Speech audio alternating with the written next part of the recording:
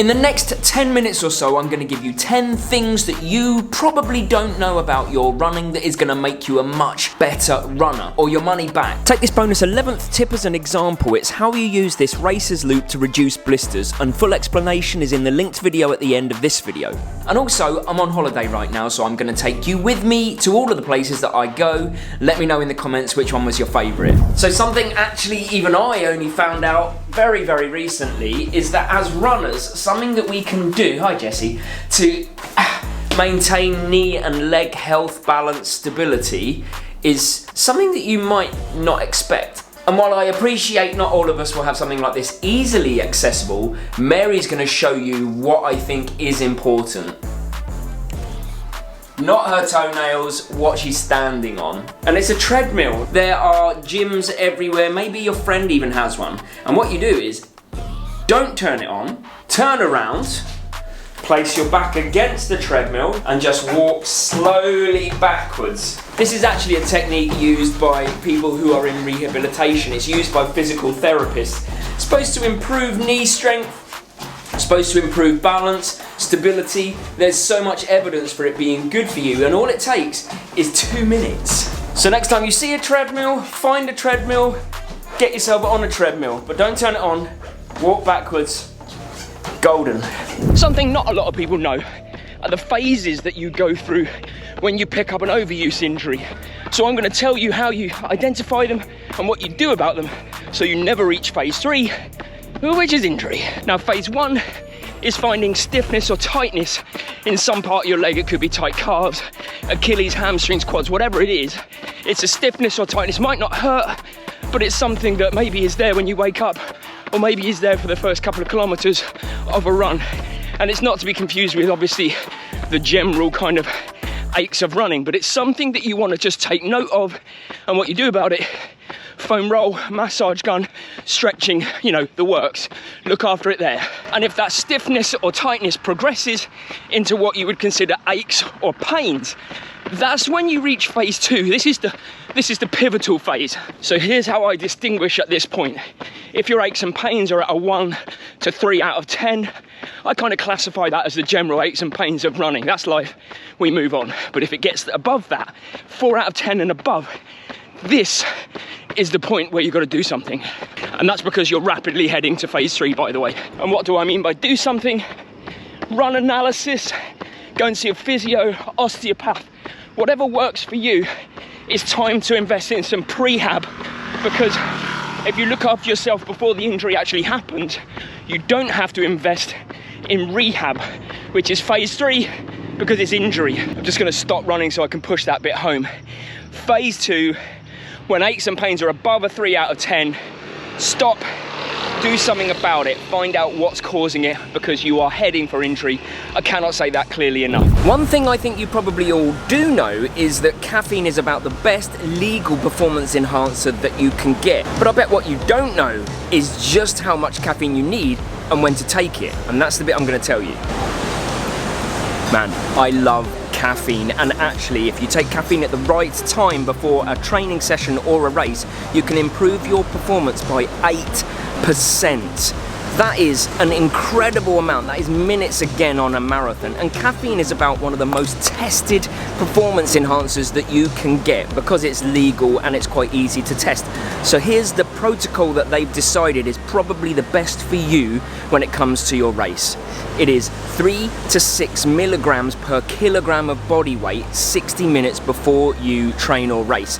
Now, for me, that would be 63 kilograms of body weight. You're looking at 180 milligrams to 370 to 380 milligrams in order to get the absolute sweet spot of benefit. So for example, a Starbucks latte is about 150 milligrams. You're going to need a little bit more. I would suggest just taking a gel with caffeine in it, because that way you're getting the carbohydrates and the caffeine.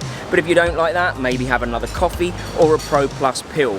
But don't worry about what people tell you about caffeine being a diuretic. Usually it's minimal, as in it makes you wee more, but the fact that you're drinking coffee is hydrating you, so there's a balance and it's usually all right.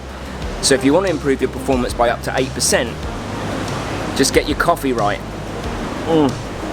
That is so nice. Something I've realised that too many runners don't know, and you'll have to bear with me, there is a point considering I'm on the bike, is that your gut is definitely as trainable as your legs, and that can pay huge dividends in training and in racing. This is what I mean. I can't really show you because I'm cycling, but you see this? That's a gel. Have you ever had those races? I'm sure I've got gel around my lips. Have you ever had those races where you get an upset stomach, end up in the Portaloo, end up losing a bunch of time? Well, usually that's down most of the time to gastrointestinal distress, as in you put something in your stomach doesn't like, and therefore tries to get it out in the nicest possible way. Or even in training, let's say you have a gel once, it upsets your stomach or makes you feel uncomfortable or something goes wrong, and so you don't try that gel again. Well, that's not quite how it should work. So when I say your gut is as trainable as your legs, what I mean is it takes time, it doesn't happen overnight. So I'm on the bike, you might ask, well, it's because I don't have to be running to train my gut to accept the gel I want it to accept. You can do it in any situation, but just give it time. That's my main advice. Rome wasn't built in a day. What's the runner saying for that? Your bum wasn't safe in a day. Would it shock you to know that you could improve your performance by up to 8%, which is 6 to 12 minutes on a marathon, by just getting your nutrition right? The latest scientific evidence shows us that if you carb load, and that means by increasing your carbohydrate intake 1 to 2 days before your event, usually long distance events like marathons, you can improve your performance quite significantly. And by the way, super shoes improve your performance by 1 to 4%, and they cost a fair whack more. But it's not for the faint-hearted, because carb loading means really carb loading, more than you probably think you need to, up to 10 grams per kilogram of your body weight. So for a 63 kilogram weasel like me, that still means over 600 grams the day before a race. So gone are the days where you have to carbohydrate load 3 to 5 days before your endurance event, and also gone are the days where low carbohydrates are going to benefit your performance. Don't believe me? Check out Rosner Performance on Instagram for the latest scientific papers and testing. Now we just got to work out how best to get the carbohydrates in our body, but that is a different video altogether. One thing I've learned which could help you is that when you're feeling hungry on a run, it might actually be the first signs of dehydration. Our body is really good at sending us signals when it needs something, and pangs in the stomach that feel like hunger pangs could actually be your body telling you it needs you to put some fluid back in and rehydrate. Rehydration, stop. That's the good stuff. Obviously, it is really important that you are well fueled as well, and your body's going to burn through energy when it's running. So make sure your nutrition food-wise is on point as well. But just be aware that when you're out running and you get those pangs and you think it might be hunger, before you reach for a gel or something to eat, try and hydrate, because that could be just what your body's after. So for my next point, I've brought you to the gym, because it might surprise you how runners should be training on the gym. And rather than doing body weight exercises all of the time, sometimes you just got to lift heavy. Yeah, I'll show you in other ways. So if you think about it logically, if you come to the gym and you do low weights but high reps like this with squats, hopefully Mary's following me up and down, actually that's very similar to the forces that go through your legs. So why would you want to replicate that in the gym? So what the current thinking seems to be is that to supplement the running action rather than to do it again when you come into the gym, we're starting to lift heavy. So yes, start light, build up to heavy, and lower the amount of reps that you do to about 4 or 5 rather than 10 to 12. But by the time you get to that 4th or 5th rep, you need to be almost at your limit. That's the point here. So really you need to run, lift light for stability, but lift heavy for power as well.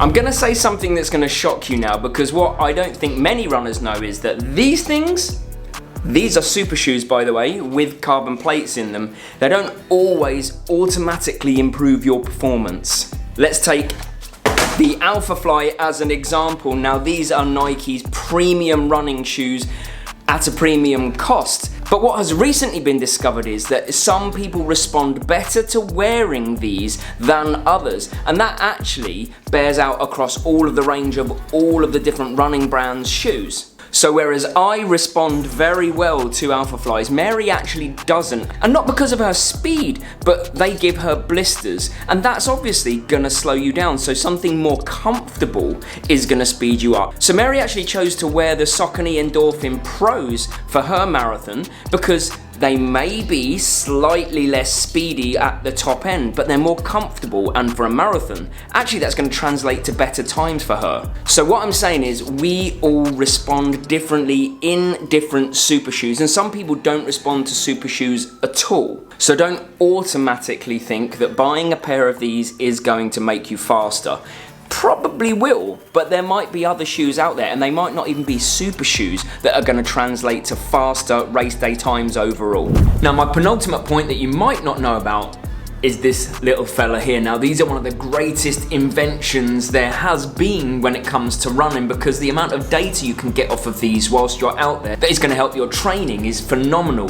But they don't come without their drawbacks, and that's what I want to tell you about. You see, in this watch, you can get your predicted VO2 max, threshold, predicted race times, even your training zones.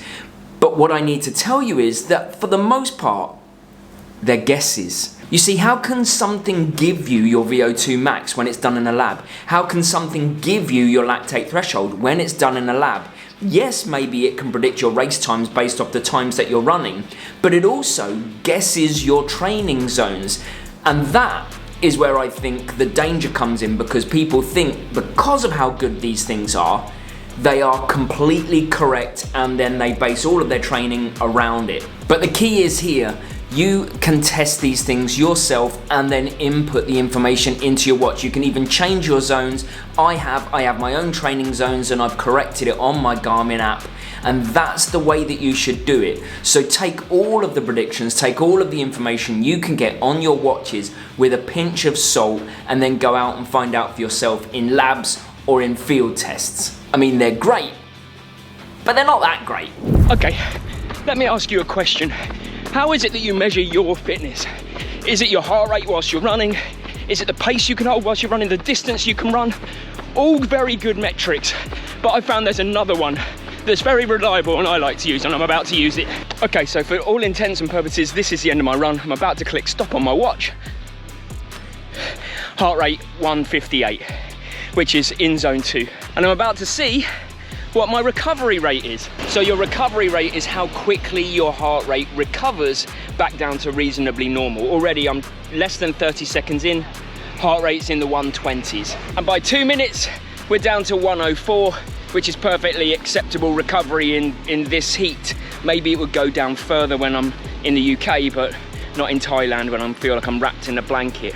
But the reason it's so important is that you can track that over time. If you do an easy run, you can look at what your heart rate is after 2 minutes.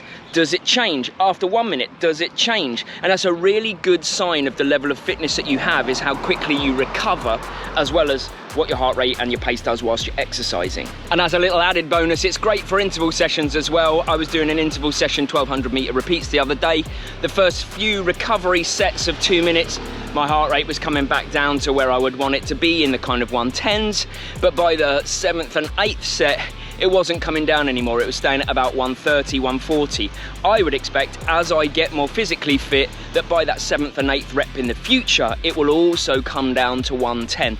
So really also good indicator when you're doing intervals of where your level of fitness is at. And it's really encouraging when you do improve over time. That's why I love it. And if you knew all 10 of those, fair play to you. You don't have to subscribe to the channel. But if you learn even just one, you know the deal. And if you liked the video, then you're definitely gonna like this one, which was 10 other things that runners should know, but probably don't, the original.